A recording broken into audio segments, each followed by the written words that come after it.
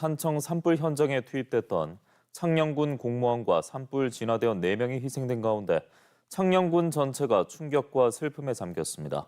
사고 경위 파악에 나선 경찰은 조만간 과실 여부에 대한 수사에 착수할 전망입니다. 박종훈 기자입니다. 사고를 당한 창녕군 산림녹지과 직원 1명과 산불 진화대원 8명이 산청군 산불 현장에 도착한 시각은 지난 22일 정오 무렵. 경상남도의 소집 요청에 따른 것으로 산불 발생 당일인 전날에 이어 창녕군의 두 번째 인력 지원이었습니다.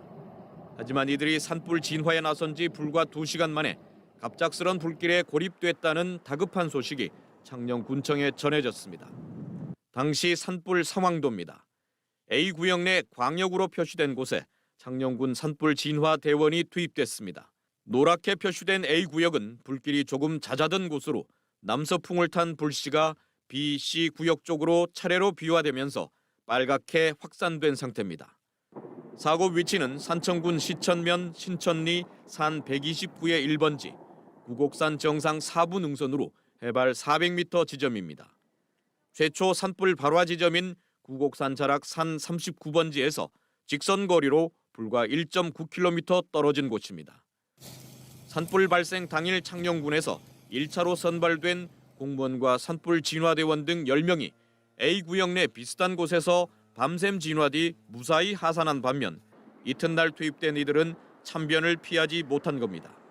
올라갈 때도 불이 없었습니다. 올라가는 도중에 밑에서 다시 옆에서 돌풍이 불어서 산불이 밑에서 올라온 걸로, 그래서 가운데 고립된 걸로. 창녕군은 이번 사고에 대한 내도문을 발표하고 당시 상황을 직접 설명했습니다. 저희들이 받은 구역이 시청면 A구역에 받았습니다. 창녕군과 경남도와 같이 두 팀이 들어갔습니다. 하지만 당시 안전장비를 제대로 갖춘 것인지 돌풍 가능성 등 위험 상황에서 무리하게 인력을 현장에 투입한 건 아닌지 사고 책임에 대해 창녕군은 인력을 지원했을 뿐 현장 지휘는 경상남도와 산림청 소관이라고 답했습니다. 안전복을 착용했는지, 또 그다음에 교육을 시켰는지, 그다음 거기에 투입된 게 적당했는지 안 했는지 그런 판단, 이거는 경상남도 도와 산림청의 주관입니다. 합동 분향소가 마련된 창녕 군민체육관에는 조문객들의 발길이 이어졌습니다.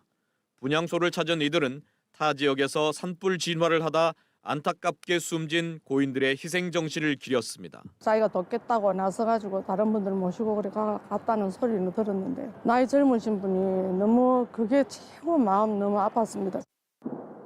경남경찰청은 이번 산불 사고와 관련해 정확한 사고 경위를 조사하는 한편 산불 진화 작업이 마무리되는 대로 관련자 등을 대상으로 과실 여부 등에 대해 수사를 확대할 예정입니다. MBC 뉴스 박종웅입니다.